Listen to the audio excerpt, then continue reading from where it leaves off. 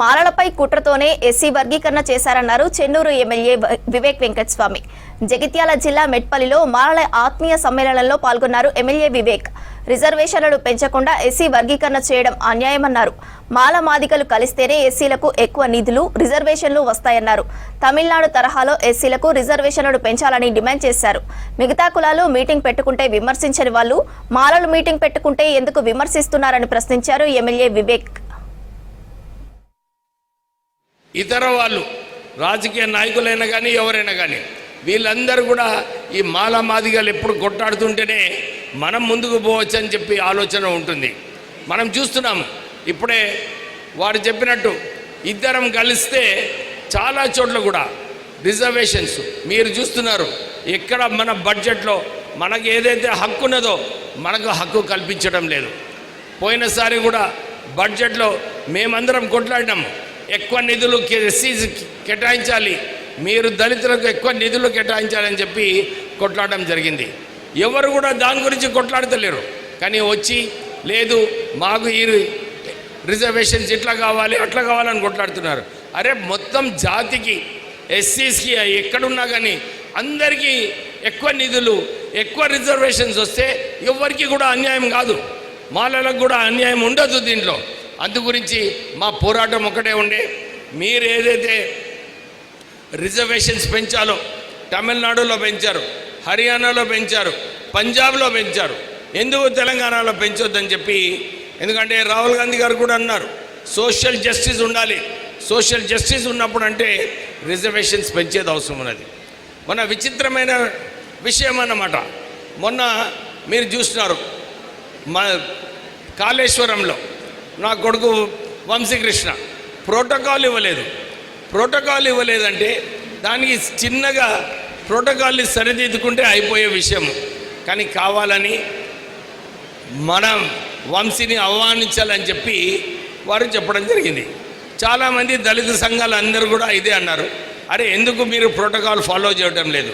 కానీ ఒక వ్యక్తి కావాలని ఎంఆర్పిఎస్ వాళ్ళతో స్టేట్మెంట్ ఇప్పించి మళ్ళీ మాలలో కించపరచాలని చెప్పి ప్రెస్ కాన్ఫరెన్సెస్ పెట్టినాడు. ఎందుకు? దీంట్లో మాల మాదిగా గొడవనే లేదు. ప్రోటోకాల్ విషయము, ప్రోటోకాల్ సరిదిద్దుకుంటే అయిపోతుంది. కానీ కావాలని ఈ మాల మాదిగా గొడవలు చేసి మరి మన జాతికి మన దళితులకు వెనుకకు పోవాలని చెప్పి ప్రయత్నాలు జరుగుతుంటాయి. కానీ మనము మన మాల జాతిని ఎట్లా కాపాడుకునే అవసరం ఉన్నది. ఎందుకంటే నేను చాలా చోట్ల చూస్తున్నాను, మాలా ఆఫీసర్ని మంచిగా పోస్టింగ్ చేయాలంటే భయపడుతున్నారు. మాలా జాతికి ముందుకు ఏదైనా మంచిది పోస్ట్ ఇవ్వాలనుకుంటే, ముందుకు తీసుకువెళ్ళాలనుకుంటే భయపడుతున్నారు. అంటే మన సత్తా మనం సరిగా చూపించుకోకపోతే మనకు ఎప్పుడు కూడా ఇలాంటి అన్యాయం జరుగుతూ ఉంటాయి. సో మనం అందరము సరిదిద్దుకుందామా లేదా అది మీరందరూ కూడా ఆలోచించుకోవాలి. ఎందుకంటే మనము ఒక్క తాటిపై వచ్చినప్పుడు మనము మన జాతిని ఎట్లా కాపాడుకోవాలి. మన జాతి కోసము నాకు చాలా సంతోషం అనిపించింది. మొదలు ప్రసాద్ మాట్లాడేటప్పుడు మేము అన్ని చోట్ల కూడా కమిటీలు వేసుకుంటున్నాము. కమిటీలు వేసుకున్నప్పుడు ఎవరైనా ప్రెసిడెంట్ కాండి ఒక్క పిలుపులు ఇచ్చినప్పుడు మీరు అందరు కూడా అని ఏదైతే చెప్పినాడో చాలా మంచి విషయం. ఎందుకంటే అందరూ కూడా జాతి కోసం 10% టైము నిధులు కేటాయించాలి. నిజంగానే నరేష్ ఇంత పెద్ద మీటింగ్ పెట్టినాడు, ఎక్కడ కూడా మాకు పైసలు ఏం అడగలేదు.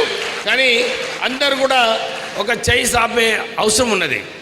నేను మా నాన్నగారు అప్పుడు ఎంపీగా ఉన్నప్పుడు మంత్రిగా ఉన్నప్పుడు వారు చెప్పినారు, అరే అంబేద్కర్ స్టాచ్యూ ఎక్కడ ఎవరైనా అడిగితే నువ్వు ఇవ్వాలని చెప్పి నాకు చాలా చెప్పడం జరిగింది. ఇప్పటి వరకు నేను సుమారు 100 అంబేద్కర్ స్టాచ్యూస్కి నేను సాయం చేయడం జరిగింది. ఇప్పుడు కూడా చెప్తున్నాను, మన వాళ్ళు ఎక్కడైనా అంబేద్కర్ స్టాచ్యూ పెట్టాలనుకుంటే నేను 50,000 రూపాయలు ఎప్పుడు ఇమీడియట్లీ చెక్ ఇచ్చేస్తాను. మీరు అంబేద్కర్ స్టాచ్యూ పెట్టుకోవాలి.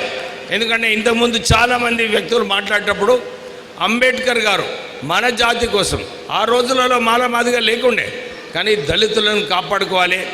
ఏదైతే కుల వివక్షలు నడుస్తున్నాయో ఆ రోజులలో దీని వ్యతిరేకంగా పోరాడాలి. లేదు మనకు ఒక విద్య మంచిగా ఉండాలి, విద్య వలనే మనము కొట్లాడగలుగుతామని చెప్పి ఆయన 23 డిగ్రీలు సాధించడం జరిగింది చదువుకొని. మనం కూడా మంచిగా చదువుకోవాలి. మన అంబేద్కర్ కాలేజ్లో సుమారు 6,000 మంది విద్యార్థులు చదువుకుంటున్నారు. అది కార్పొరేట్ కాలేజెస్. ఎక్కడ కూడా ఏ కార్పొరేట్ కాలేజ్లో ఫెసిలిటీస్ ఉన్నాయో ఆ ఫెసిలిటీస్ మన అంబేద్కర్ కాలేజ్లో ఉన్నాయి. ఎందుకంటే మన పిల్లలు కూడా మంచి వాతావరణంలో చదువుకోవాలని చెప్పి ఆ ఆలోచనతోని మేము అంబేద్కర్ కాలేజ్ని స్థాపించి మా నాన్నగారు, ఎందుకంటే మన సోదరునికి ఎట్లా మనం సహాయం చేసే అవకాశం ఉంటే సహాయం చేయాలి.